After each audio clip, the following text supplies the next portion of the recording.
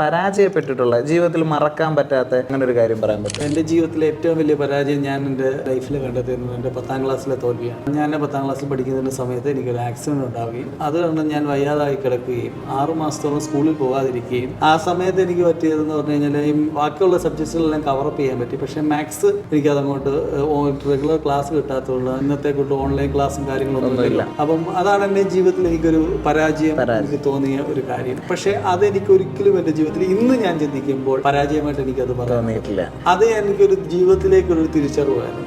അതിനുശേഷം ഞാൻ 2 വർഷം ഞാൻ വിശാഖപട്ടണത്താണ് എൻ്റെ +2 വിദ്യാഭ്യാസമൊക്കെ ചെയ്തത്.